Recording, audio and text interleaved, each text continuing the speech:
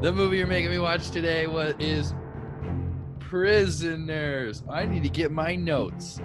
Prisoners, 2013, Denis Villeneuve, Roger Deakins, Schwartz. One word. Mark. Shake. Fun. No, just joking. Very. I was gonna go with bleak. This movie's very bleak. Bleak. This movie was very tense. Movie. Schwartz, what's this movie about? Why did you make us watch it? That was, I didn't make you watch it. Jake made you watch it. It's true. It was me. I'll go ahead and say it then. I thought it was a good movie, man. It was. He's back. You went away. You went away for a minute, and now we're back.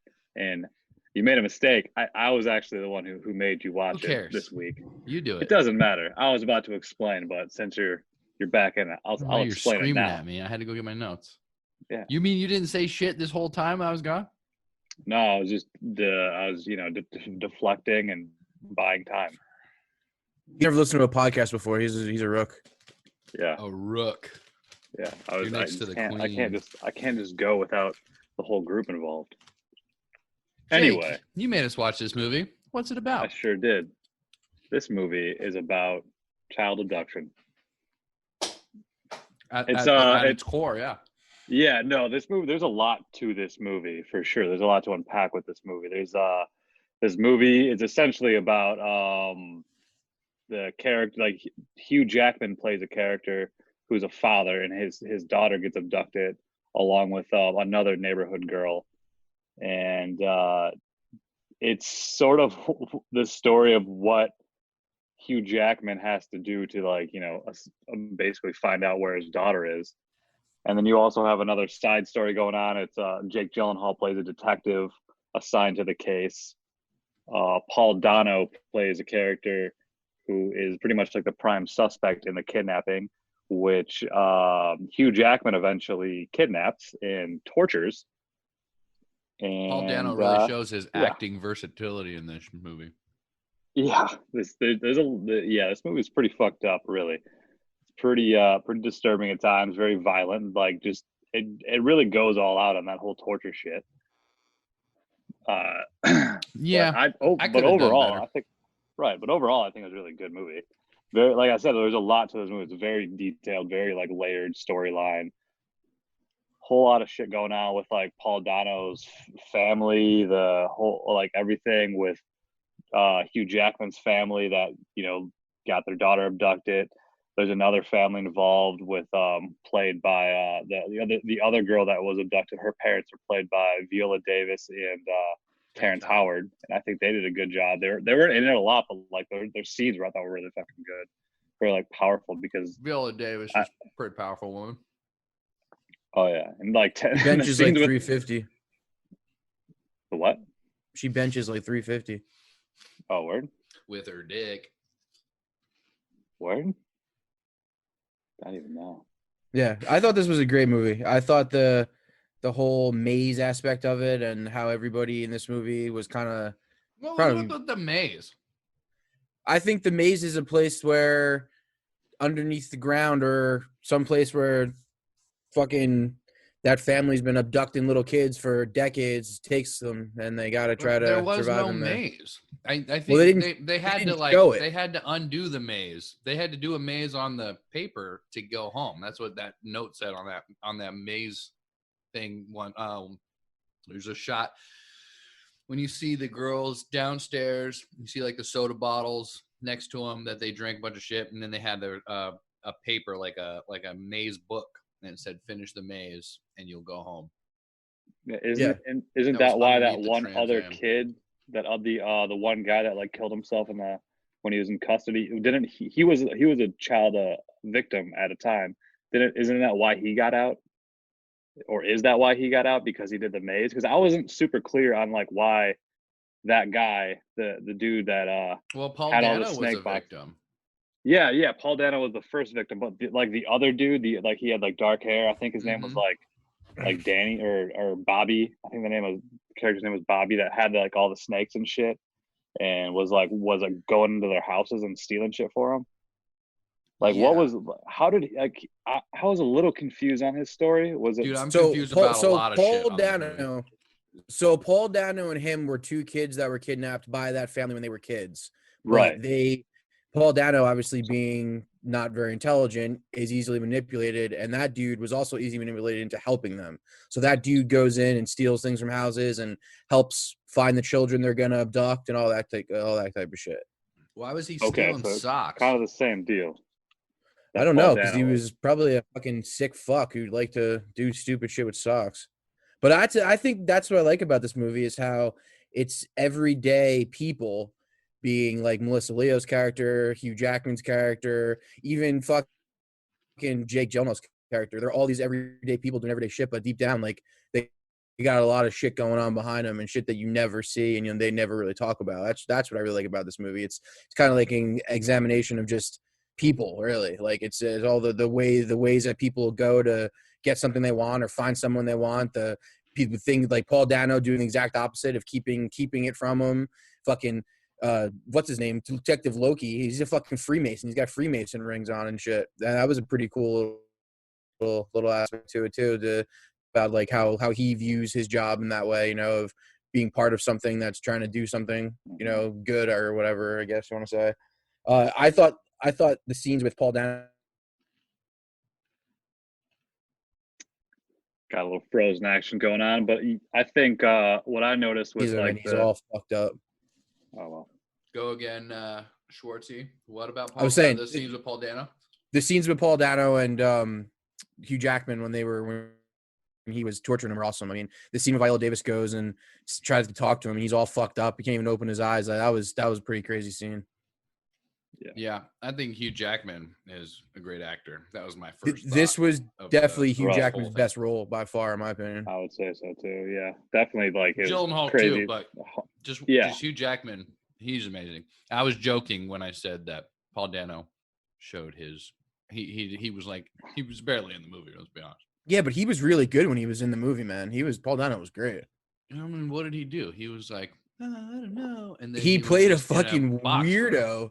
The scene when he takes the dog out for a walk and he starts choking it and then he starts walking with it normally, that was fucking crazy. Like that was just complete psycho.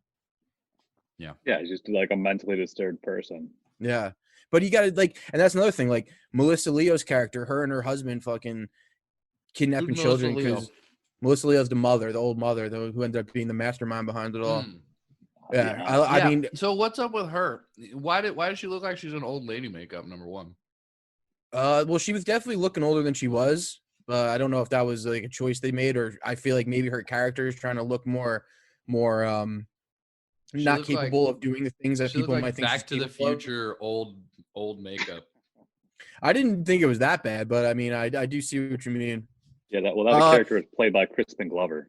You mentioned Roger Deakins earlier. This is the most Roger Deakins movie I've ever seen. Like, there's not don't get me wrong, this movie looks amazing. It's got an amazing look. The color is fucking awesome, but there's nothing flashy about this movie in any way. This is a very, very simplistically simple shot movie, but obviously it's Roger Deakins, so the movements are great, the angles are great, but usually there's something you're like, wow, that was amazing. In this movie, that it's the acting and there's a lot of unique shots in it. There's a lot of times where you're like, well, that's kind of I wouldn't say it's like Deakins. It's not iconic Deakins. Like, I don't remember a house being on fire in the background and somebody being silhouetted in front of it. I feel like that's well, I think too is I don't think that this movie called for anything of that sort. Like, this is all about the acting. It's all about the characters. It's like what these people are going through. I think with Deakins, he's great at is he's really good at like using the elements that he has around him. And I think one of the big things with this movie was rain and like the weather. He really used that type of shit. Really made it extra gloomy, a lot extra of low dark light stuff. Yeah. And like just those scenes of like Hugh Jackman like walking through the rain, shit like that. Like it's that is what Deakins does so well. Yeah, like you said, like rain, the low light. Looking through windows, a lot of looking through windows out of focus stuff. Yeah, like when Loki was doing the with questioning people in the beginning, there was just a bunch of shots of him like looking through, like the shots were outside of where he was questioning people, and it was all fucking blurry, and the rain was running. I wrote that down. I was like, that's pretty fucking dope. But yeah, I think that's there's a also sequence where he gets into his car, and it's just a shot from the outside. It's all you see is the reflection of the window of the tree in the background and water coming down the window. You don't even really see inside, and a whole scene, not the whole scene, but a lot of scene plays out just from that. Him listening to somebody on the radio. I can't remember exactly, but it was very cool. Very, you know what's going on inside the car. You don't need all the extra over coverage to get what's going on. That's also another thing Denis Villeneuve is good at. He doesn't really have coverage. He plays things out in a lot of like ones or twos. He really doesn't do coverage whatsoever. The scene when Gyllenhaal, Loki, first sees the new suspect at the candlelight vigil. Yeah, everything's just lit by the candlelight. Yeah, he's going through that. Yeah. That was pretty great. That was pretty epic. That's Deakins right there. And just sees and he sees a silhouette lit up in the distance jumping the fence. That's pretty deep. Pretty deeks. Yeah, good at shadows, sure. good at fire. So I think that's what I like about this movie too, is that it's a plot that almost seems a little bit unbelievable, like the whole father doing what he does, and even the guy who shoots himself sneaking in the houses. But you really aren't thinking that it's not unbelievable. Like you look at it now, look back at it now, and I'm like, man, that's kind of something that I don't know if that's very believable. When I was watching the movie, that never crossed my mind, and I thought that was pretty interesting.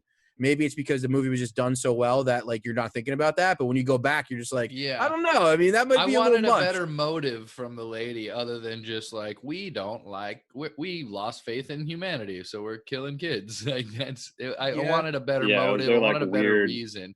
It would have been it would have been cool if by this point it was all kids that were abducted that were doing the deeds. Rather than just this old lady, this quote unquote old lady. Well, I think they killed most of them, but that's why those two kids are so fucked up, because they were always drugging the kids. Yeah, and and it's sad too, because you don't really know what happens to those two little girls. Sure, they got away, but they could be fucking brain damage. They weren't. They were both. Anything. Yeah, they were both all fucked up at the hospital. They didn't really go much into that. Kind of. Kept a lot of things in that movie in the dark. What were they doing to them? I mean, we don't even know if right. Spoiler alert, at the end, Homeboy's buried underground and nobody knows where he is. And he hears the whistle. Jake Gyllenhaal thinks he hears the whistle, and then it cuts to black. Yeah, which is great. I love that. That's a great ending. Yeah, there's a lot. Fuck it, I hope he died.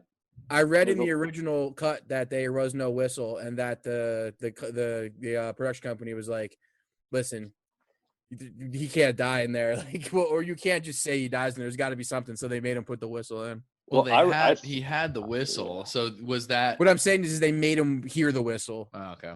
Well, I saw something today that they actually shot a full ending of where Gyllenhaal goes in there. And actually moves the car and sees him in the hole. They actually shot that just so they could have the coverage, just in case they pulled the studio, basically to appease the studio. Yeah, they fully shot. So I don't know. No, it works so well. It works well. That works. You knew it was coming. You knew it was coming, and.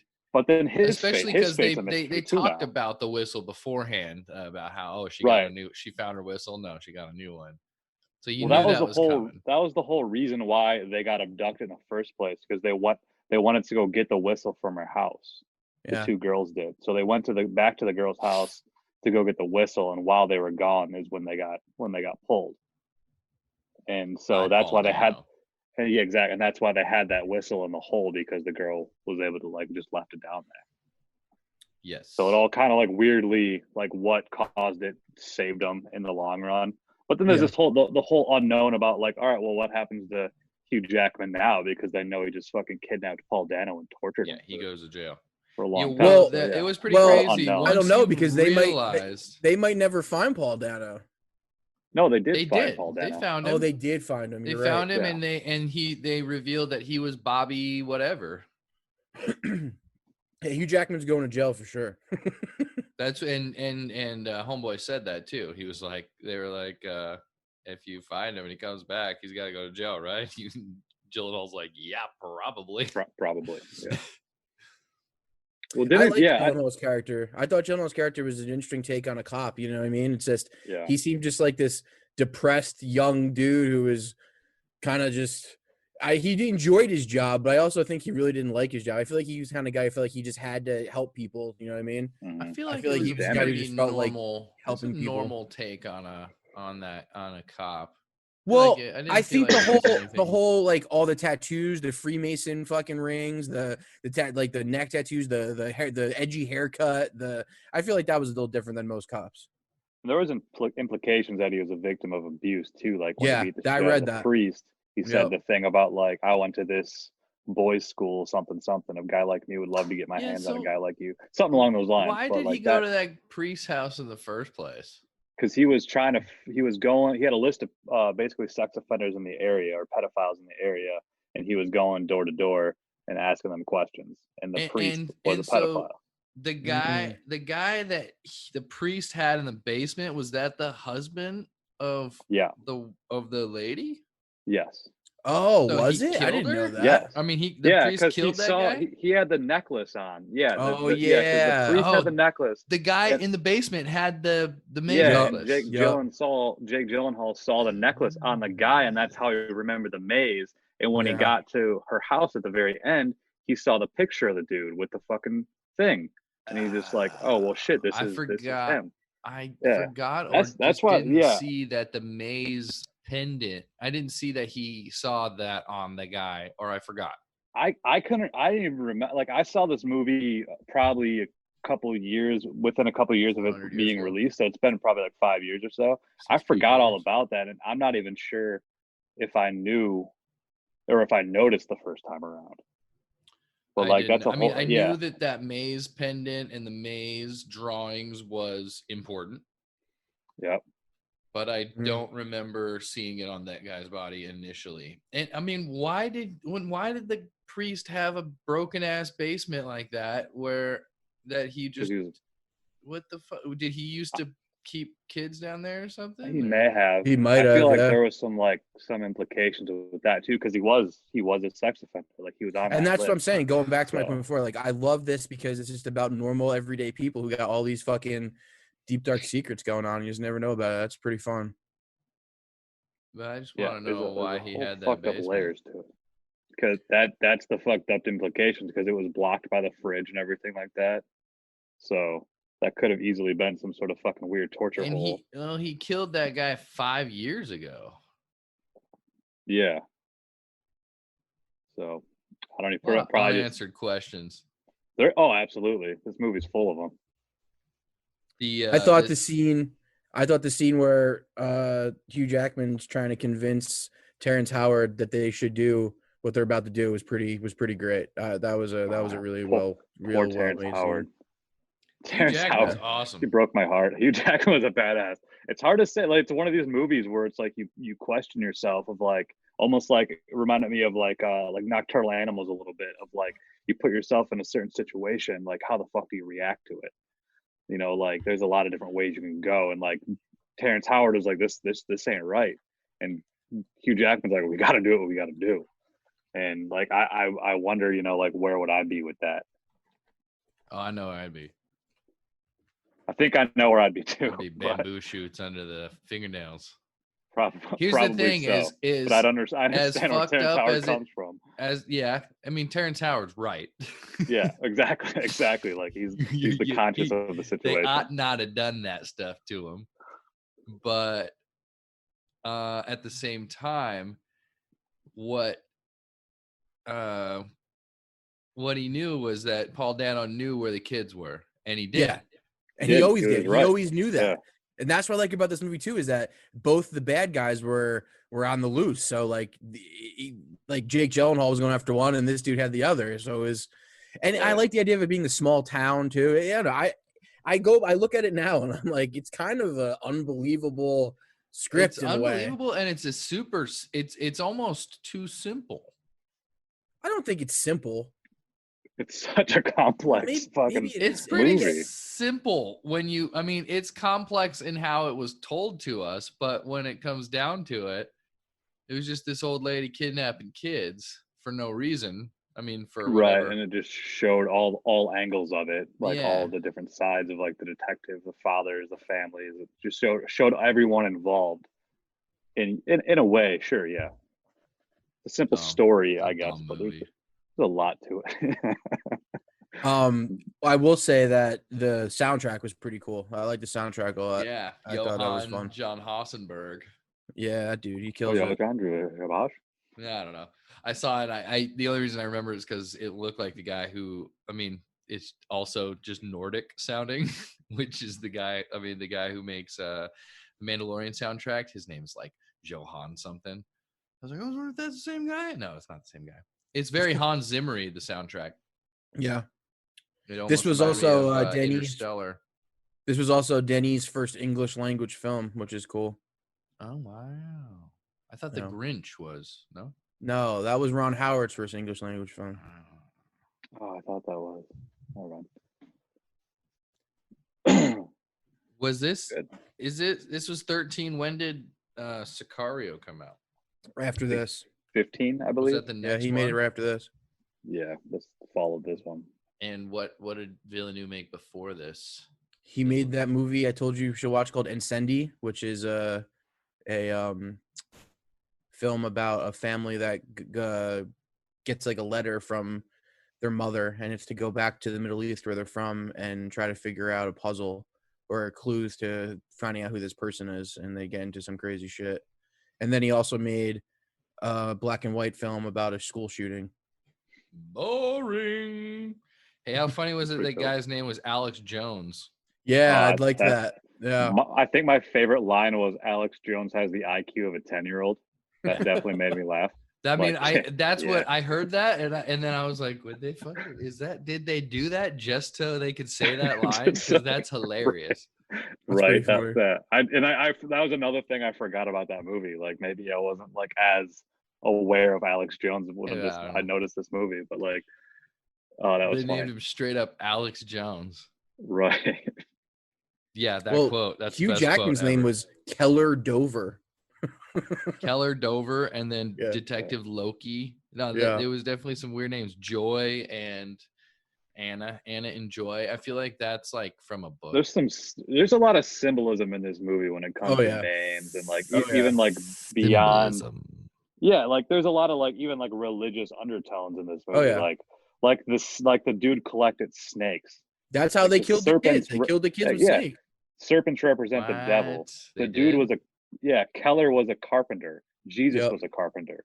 He prayed all the, like he was constantly praying. I can't prove that, but I know what the Bible says. I'm a carpenter. Am I Jesus? You kind of look at your facial hair, dude.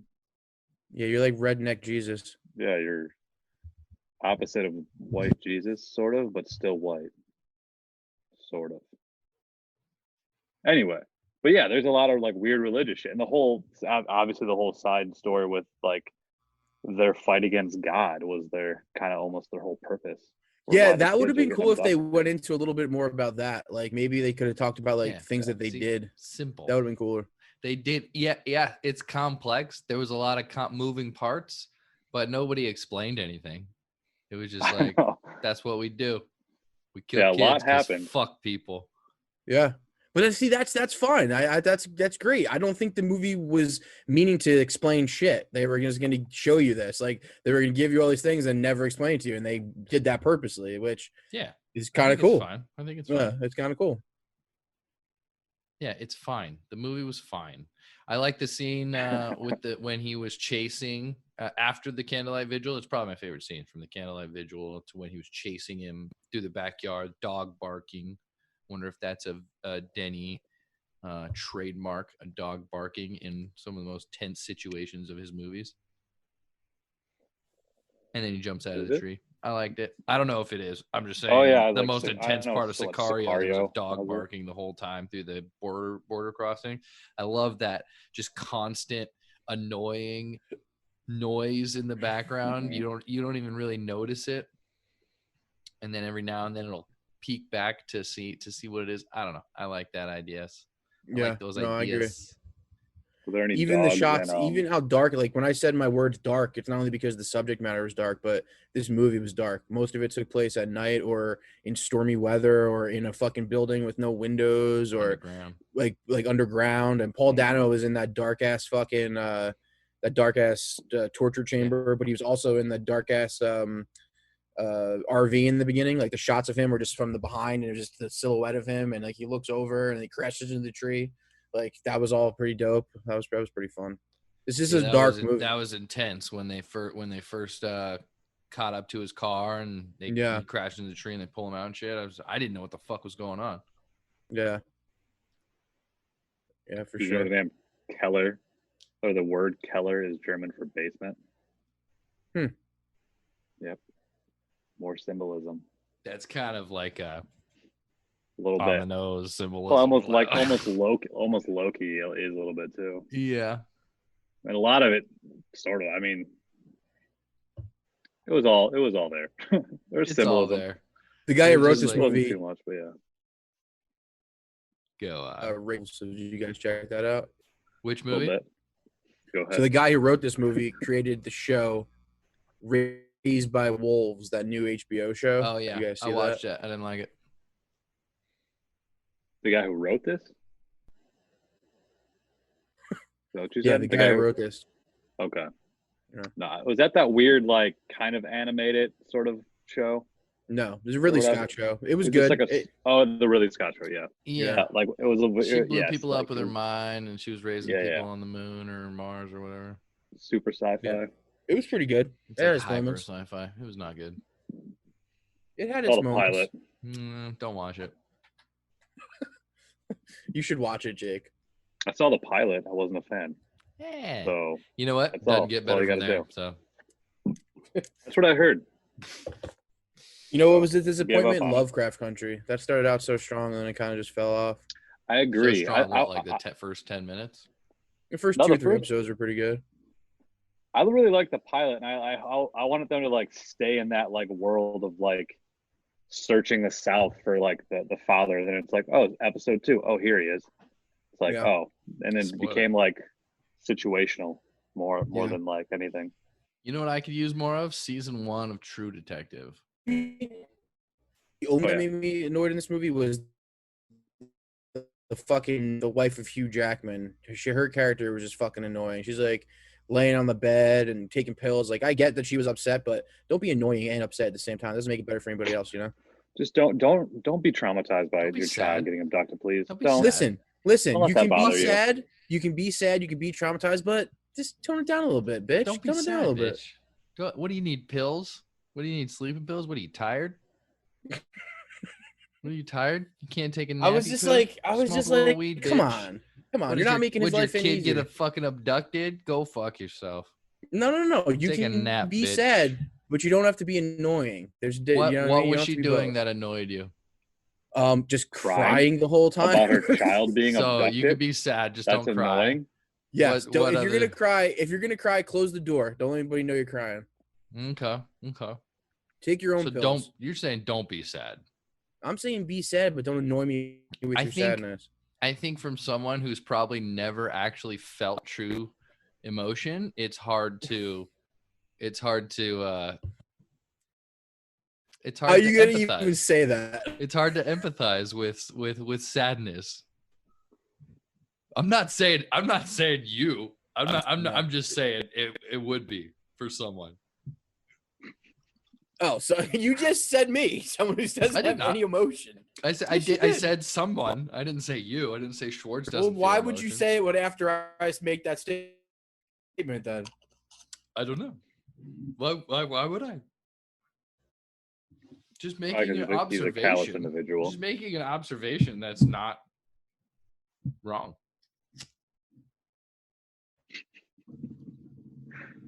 I feel you. I'll put the pieces together.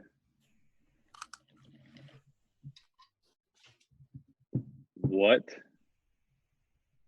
else do you guys think about it? Would torture sauna be a good word to describe the situation? Torture sauna. Yeah, torture sauna. I don't know. Sauna, torture sauna. You're back, Schwartz. Torture sauna seems a little too nice. Seems like something I'd want to try out. You know. Yeah, you mean the hot water inside the fucking room? Yeah. Torture sauna. No, that sounds terrible. No. Especially I would want to try that. Were... I'm just saying, if someone was like, "Hey, you want to check out this torture sauna?" The sound of that word, I'd be like, try it out. But no. You're intrigued at least to give it a go. I'm intrigued. They say your only communication with the outside world for the rest of your life is through a 1-inch pipe. Then I'd start asking questions. Why do you think that kid couldn't went that far when he knew? Why the fuck did he not?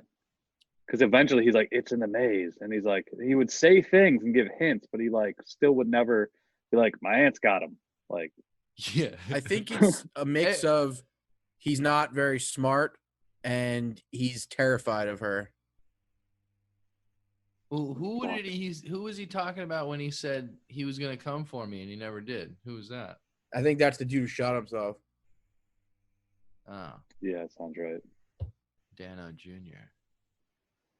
Bastard from a basket. Yeah, very, very, very, very crazy script that had a lot of moving parts that didn't necessarily tie up very well, but didn't really matter. And that's a really weird thing to say. It was weird. Is the success of this movie is that a story was what was told, but there's no resolution, and there's a lot of loose ends. But they find the kids. They find the kids. Yeah, that's the best part about it. They're alive. Yeah, the main goal of the main characters were to find the kids. So, do you think they cremated Mrs. Jones like she asked for? Right. I don't know. I get probably. And what was she mixing up? What was the drink that she was mixing up? Just scissor. It was LSD and. What you guys call it last time? Lean was it? We talked about this on the last episode. Lean. No, purple drink. Lean. Yeah, that's purple. It's purple drink. It looked like purple drink. No, I think they said it was LSD and ketamine. I think. Oh, again, if someone was like, "Yeah, I want to try a little LSD and ketamine," I'd be like, "I mean, I'll try it." Are you gonna wait? You're saying I could drink it? Yeah, I'm in. But if she hands you are you gonna brainwash me? Are you? A 2-liter of that shit, hey, please don't put me in the hole under the car. That's what I would say the first time. Don't put me in the hole under the car. Okay? I'm not gonna lie. The whole time that was very intense for me when she pulled him out. I was like, oh shit, what's she gonna do? And she's like, get in the car. And I was like, oh shit, what's she gonna do in the car? And then she's like, turn it on. And I was like, what the that every step of that way, I was like, I have no idea what the fuck's going on. It didn't until he backed up or until she told him to back up. I kind of was like, oh, there must be something under it. But until that point, I was every step of that way. I was like, why? I thought she was going to put him in the car and bring the girl out to show him. I didn't know. I was just, my mind was going crazy at that point. Right. The movie is pretty damn gripping. You're in it, I feel like, the whole time because it's just one thing after the next of it's a roller coaster. There's shit. Yeah, the tense moments, they last. I mean, you could hold your breath. Right. You can't hold your breath for as long as they last. I mean, and you are sometimes. The chase scene, that very end. Just when he's in the car. The score adds a lot to it as well because there's not a lot. Yeah. But when there is, it's very effective and it's very tense. Yeah. And I think that's a very Denny thing because Sicario is the same way. Sicario maybe even more. Sicario's more intense. Well, the score is what makes it intense too. It's got a very great score. Also Deeks, right? Yeah. Oh yeah. Does Deeks do all of his movies? He did Blade Runner, this movie, and Sicario. He didn't do Arrival, Enemy, or Dune. Enemy. Oh, he wasn't doing Dune? I thought he was doing Dune. Nah, Dune is too bad. Greg Fraser. Well, Dune sounds shitty now. Yeah, Dune sounds like it's gonna be a dog shit movie. I saw the first Dune and it fucking sucked. The David Lynch Dune? Yeah. Yeah, that movie's terrible. Damn, it's bad. David Lynch made a Dune?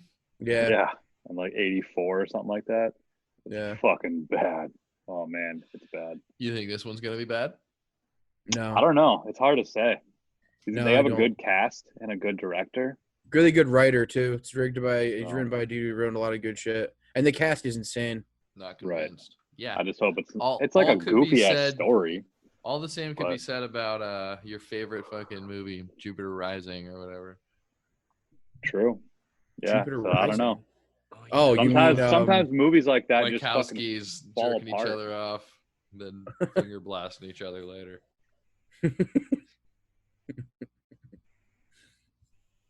Let's just go on the record that what movie are we talking about? I don't remember. Oh, Cloud Atlas. Cloud Atlas is an amazing film that everyone should watch. Jupiter Rising is a movie though. What is that? Is that a Wachowski movie? Wachowski's movie, yeah. That's the movie that closed it down for business. Right? That's also a Wachowski. Wasn't that their follow-up to the Clown Atlas or whatever? Was Jupiter Rising with fucking Channing Tatum and the girl from That 70s Show? Yeah, Mila Kunis. Again, killer cast. Great story. No. Amazing directors. Tatum's the worst. Channing Tatum's the worst actor ever. What are you talking about? Haven't you ever seen He's not a good actor. He's like Mark Wahlberg. He plays one guy. Haven't you ever seen This Is the End? Slide right in. He was pretty funny in that. I mean, the fucking 21 Jump Street movies are good. Or movie. I laughed for about 25 minutes on 22 Jump Street, but then I realized I was on mushrooms, and that's a different story. So it's like Mark Wahlberg. He's great in comedy, but can't really do much else. Right. What are you talking about? I'm talking about Channing Tatum. Departed's not comedy. Departed is Mark Wahlberg being himself. They were just like, yo, just talk shit and you'll be good. He was a hilarious character in a very dramatic movie. Yeah. Saying he worked at the airport.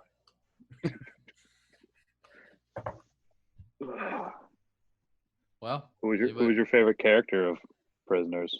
That's a good question. Actually, I was going to ask, who's the main character of this movie?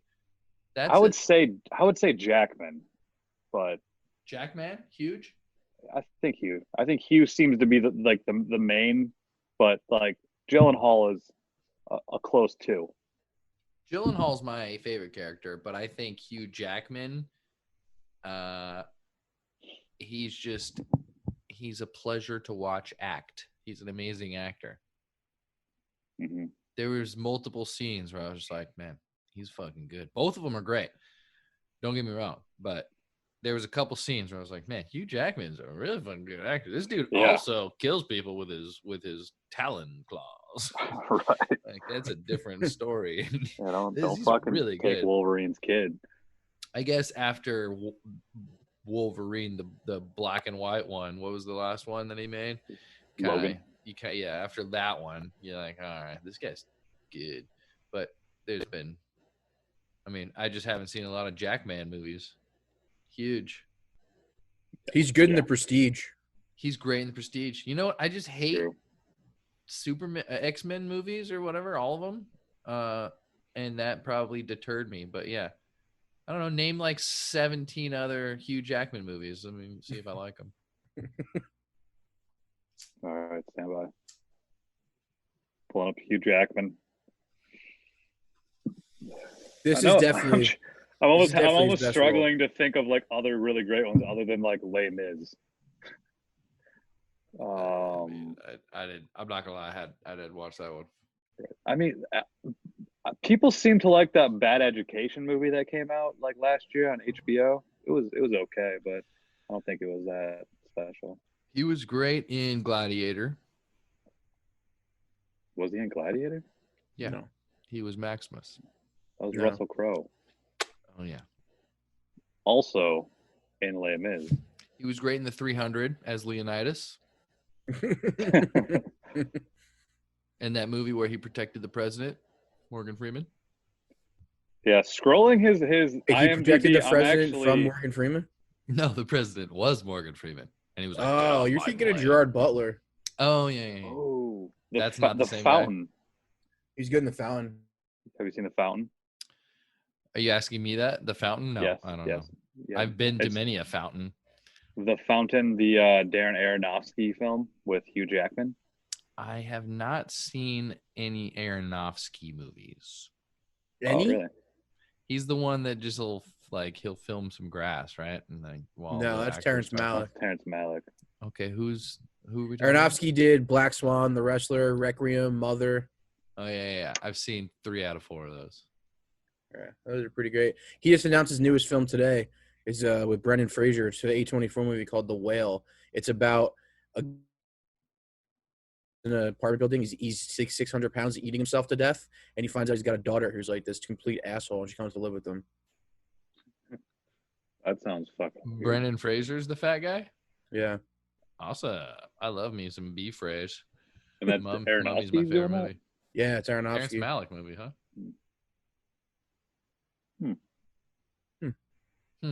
Well, yeah, I watched Black Swan on you told me to watch Black Swan. I wasn't a fan.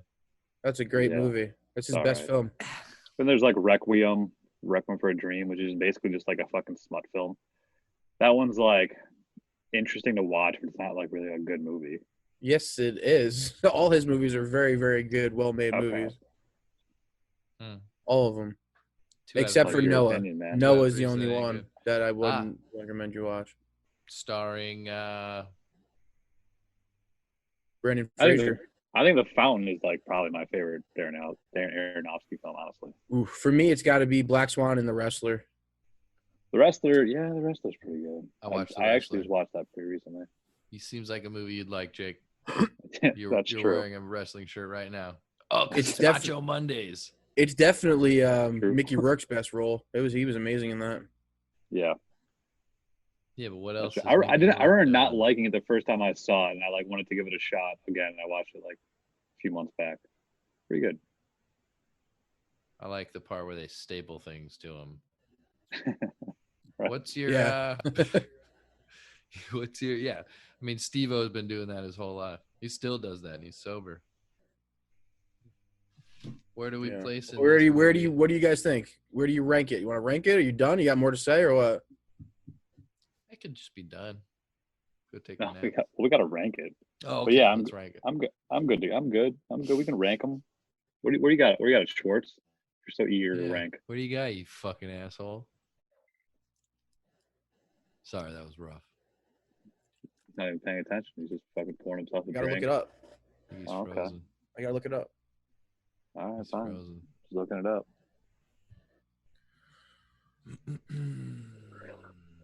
Schwartz is looking it up. While Schwartz is looking it up, I'll reveal my spot. I'm going to go with number 15. Number 15 film out of 43 films. Or film franchises. 15. I'm going to put it right above The Goonies. What did we just watch? Prisoners. Number 15.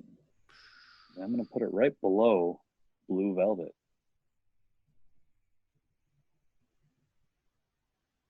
Number 15 out of 43. I'm going to put it at number 8. Wow. Super. This is the kind of movie that if I was able to make a movie, I would love to direct a movie like this. It's the type of tones I would like to make, type of story. It's just a really cool movie. I'm also going pretty high at number 11. Prisoners. Because I thought it was a really, really, really good movie. You put that at number 8. Yeah, whatever, dude. No one's looking at your list anyway, Schwartz. No, you put your list at number 8. Me? Yeah. No, I didn't. Yes, you did. It says number 8, Prisoners. This one was hard to rank for me. There was a time where it was like maybe even like around number 10, number 9. But I don't know. It's hard to go above Blue Velvet for me. right now. It's because in the hierarchy of things, it's the 11th cell down. But you are really fucked up. Yeah, I didn't really battle over it like you did there, Jake. I thought about it all day. I just thought about it just now. Going from 15 to 14 to 9 to 10 to 11. It's going to stay at 15 now. I'll probably end up changing it because that's how I do sometimes. That's how I do. Prisoners. I'm going number 11. Jake, you're at number 15. Schwartz is at number 8. High on the list for us. Higher for me and Schwartz. Highest for Schwartz, but nobody cares. I don't even know what I'm doing over there. Can somebody mark mine at number 8? No. Mark it 0, dude. Write it on a piece of paper and remember it with your mind. I'll just give you my address and you can mail it to me. That paper you write it on. Mail it on the back of an $85 check. 85 cents check. That would be funny. Paul Dano, his best role ever. No, his the best guy who role always is gets his ass kicked in movies. There Will Be Blood. Have you not seen Swiss Army Man? He's good in that, but There Will Be Blood. He rides Harry Potter across the ocean. That takes acting, bro. That movie was terrible, by the way. That movie was not good. Neither was There Will Be Blood. Man, you cray. Somebody put my shit at number 8, please, or give me the ability to do it myself. Alex Jones has the IQ of a 10-year-old. Best line. That line should be in every movie. Let me ask you this question. What if at the end of this movie, Melissa Leo ended up being an alien and she fucking abducted kids and took them to space? Would you still have No. If that's how the movie ended, I would recommend people wouldn't watch this movie. I would say don't watch this movie. It's great 90% of the way. You're not into aliens? But at the end, it fucking gets ruined by George Lucas. And then the last shot is the crazy alien guy going, "It was aliens." Giorgio Tsoukalos. Todd Tsoukalos.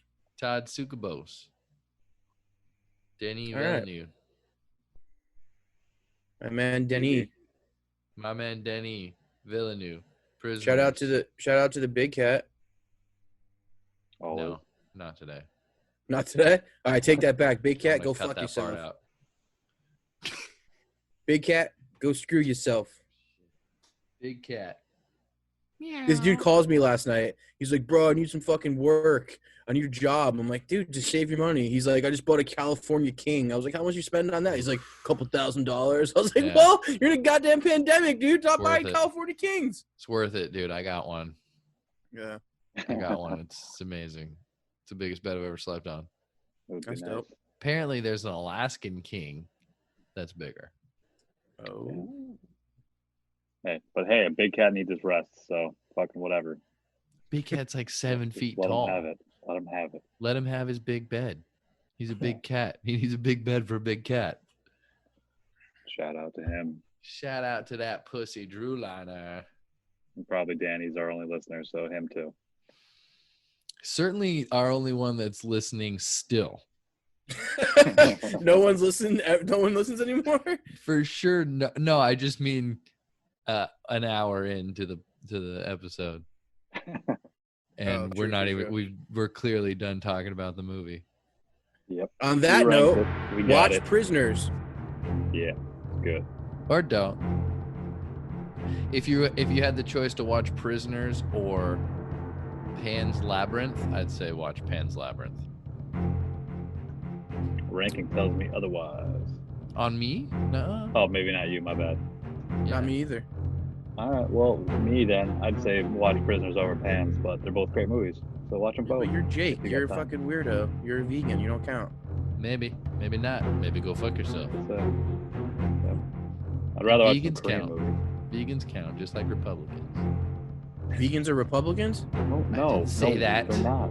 Only Jake. Jake's a vegan Republican. Yeah, I'd say I'm not either. I Yes, mean, I'm are. a vegan, not a Republican. I saw you vote for Trump. I saw you throwing 100% ballots did not away, do that. dude. I saw you dumping ballots into a trash can. Thank you very much for listening to another episode of Making Me Watch Movies, episode 42, Prisoners. Next week's episode is a little controversial for me because it's by a director who, in my opinion, ruined Star Wars. Rian Johnson's first movie. In my opinion, every other movie Rian Johnson has made has been good, except for his attempt at a Star Wars movie. But I'm willing to give it a shot because I have to for the podcast. Brick, 2005, available on Amazon Prime, directed by Rian Johnson. Watch that movie.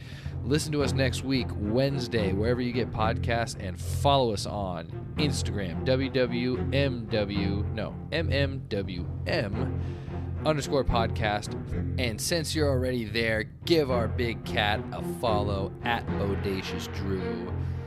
Thank you very much. See you next week, ladies and gentlemen. Bye-bye, bye-bye, bye-bye, bye-bye.